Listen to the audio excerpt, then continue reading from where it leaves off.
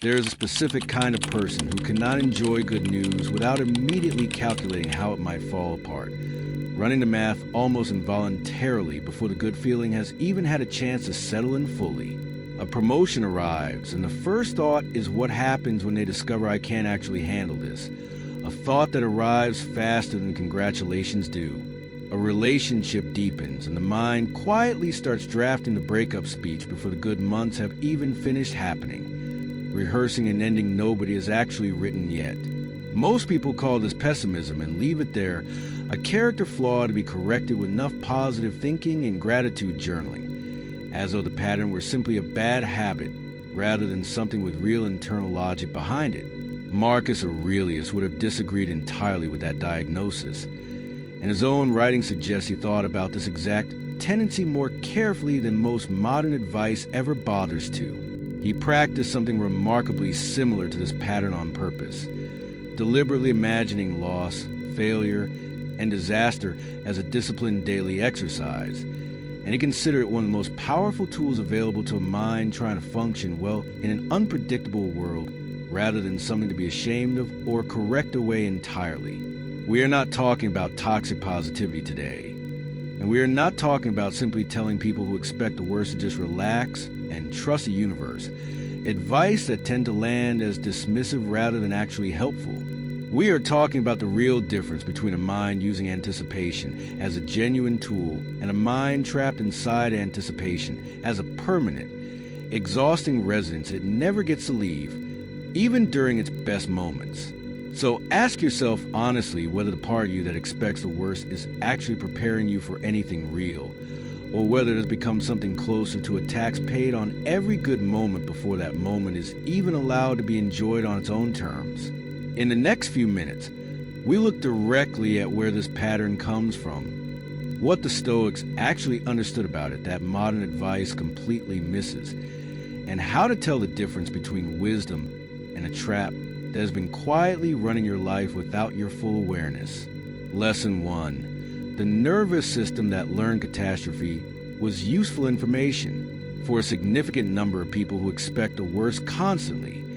This pattern did not begin as pessimism in any philosophical sense at all.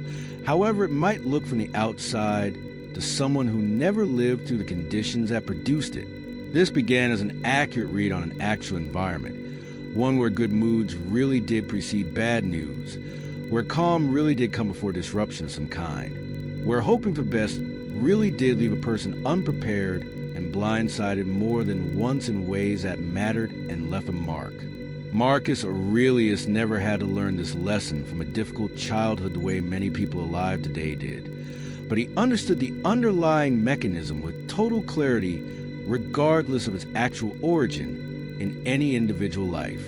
A mind that has been burned by unearned optimism starts treating optimism itself as a liability, something dangerous to indulge in even briefly, and begins running a permanent background process, scanning for catastrophe, hiding behind whatever good thing is currently happening in the foreground. Picture someone who grew up with a parent whose mood could shift without warning, who learned early that a calm dinner table on Tuesday told you nothing reliable about what Wednesday would bring, and who carries that same scanning behavior directly into adult relationships decades later, unable to simply enjoy 3 good weeks with a partner without spending part of that enjoyment waiting for week 4 to reveal the catch hiding somewhere underneath the calm.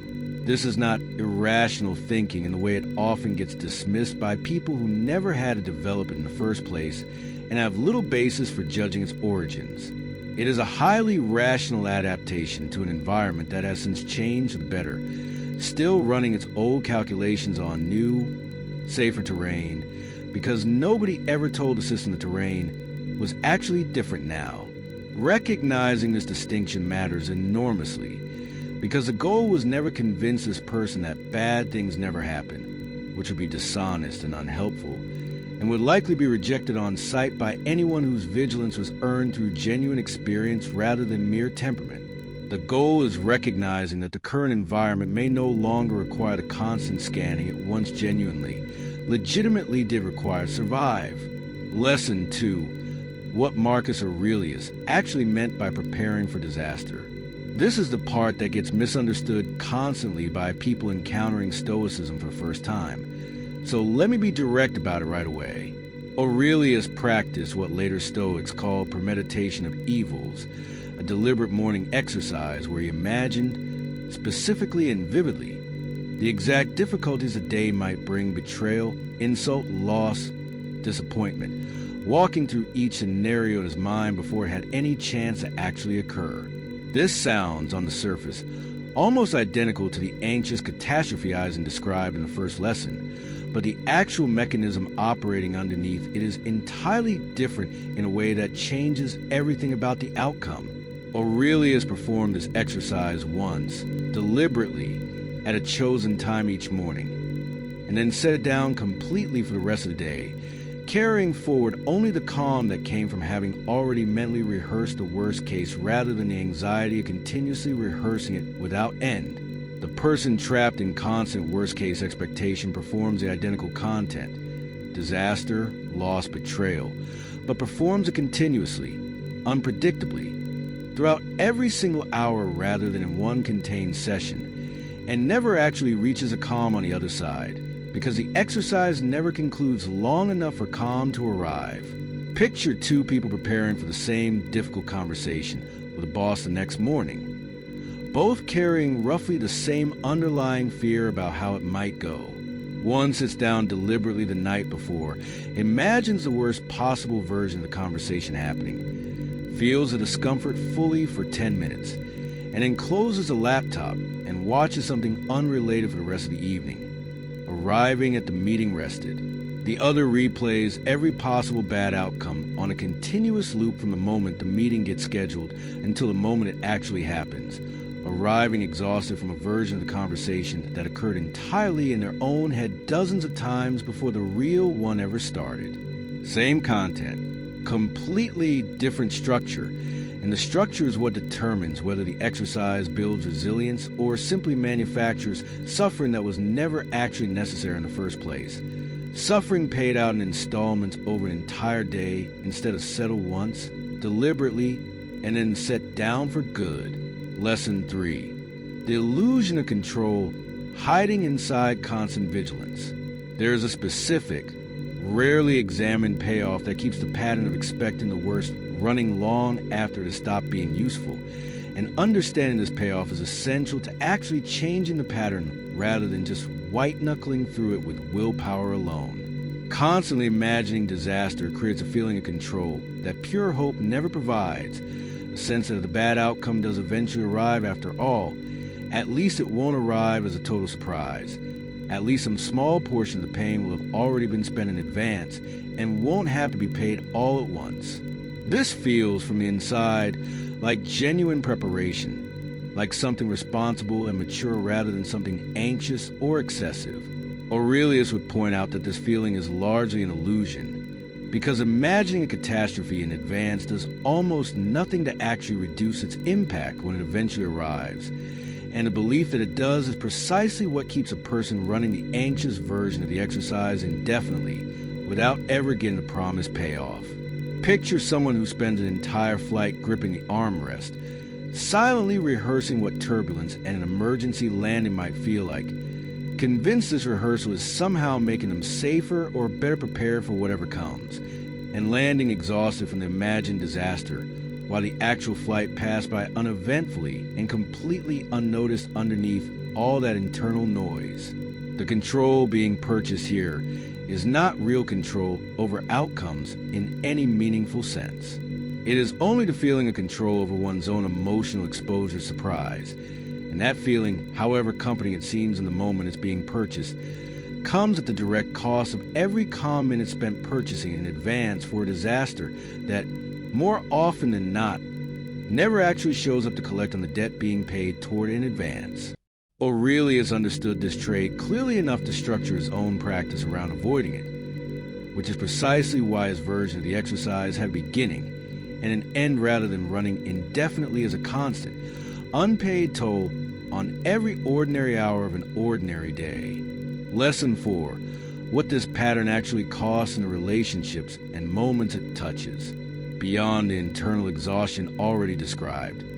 Expecting the worst carries a specific external cost that often goes unnoticed by the person carrying the pattern, visible mainly to the people standing closest to them. A partner who constantly voices worst-case predictions, who cannot celebrate good news without immediately naming the ways it might collapse, who treats every plan as provisional until proven otherwise beyond any doubt, slowly teaches the people around them that sharing good news is not entirely safe, that enthusiasm will be met with quiet audit of everything that could go wrong rather than simple shared joy.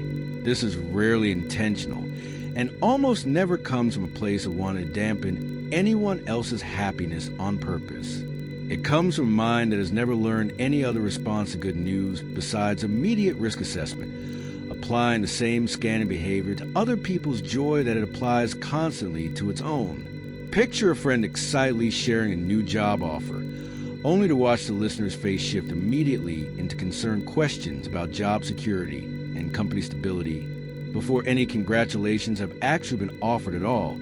The friend's genuine excitement quietly deflating in real time under the weight of unsolicited risk analysis they never asked for or wanted. Over months and years, this pattern can create a specific kind of distance, not because anyone did anything dramatic or intended any harm at all, but because good news naturally migrates toward people who know how to simply receive it without an audit attached, leaving the person who always expects the worst hearing about the good thing slightly later, slightly less enthusiastically, and slightly more filtered than they once did. A quiet erosion that accumulates so gradually it rarely gets noticed until it's already well underway. Lesson 5. Turning premeditation into something that actually works.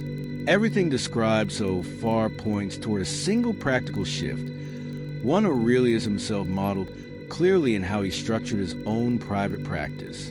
The goal was never eliminating the impulse to imagine difficulty, because that impulse, used correctly, is genuinely valuable and produces real resilience rather than simply manufacturing dread.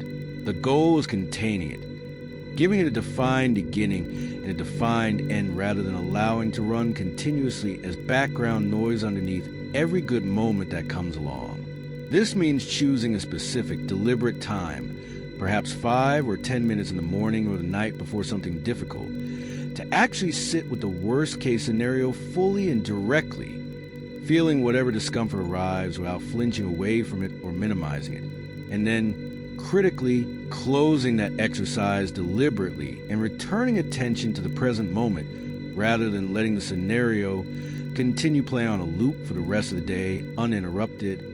A person practicing this might notice the old impulse rising during an actual good moment, a promotion, a strong relationship, a piece of good news arriving out of nowhere, and instead of following the impulse immediately into a spiral, simply note that the mind wants to do its scanning routine, promise it a dedicated slot later that evening, and return attention to the good thing actually happening right now in front of them. Over time, this teaches the nervous system something that's often never learned in its entire operating history, that the catastrophizing impulse can be honored without being obeyed immediately on demand, that it can wait its turn rather than hijacking every good moment the instant it arrives uninvited and unannounced.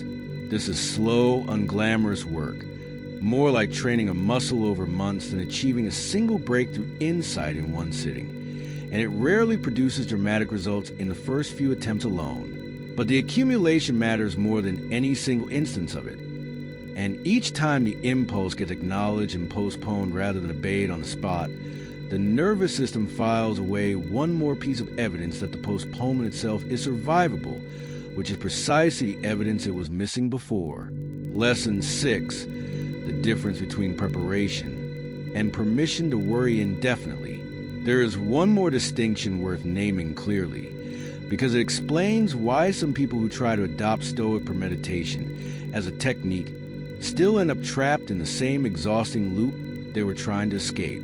The premeditation exercise only works as designed when it is paired with genuine acceptance of the outcome being imagined, not simply a rehearsal of dread without resolution. Aurelius did not simply picture disaster and stop there. He walked the exercise all the way through to the question of what he would actually do, how he would actually respond if the imagined disaster came true.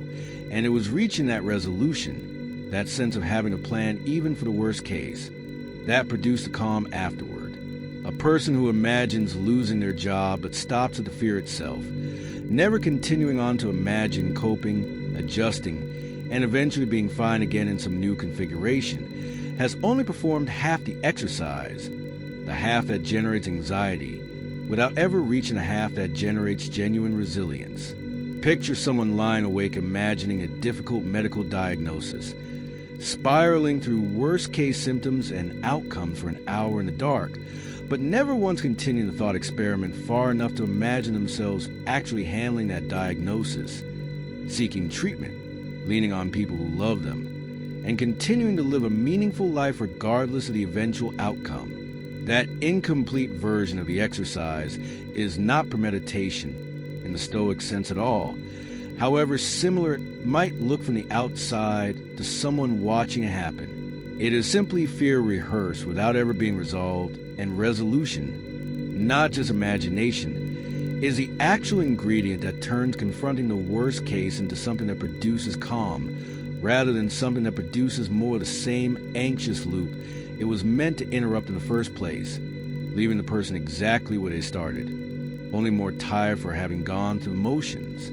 Everything covered today comes down to a single distinction worth carrying forward long after this video ends.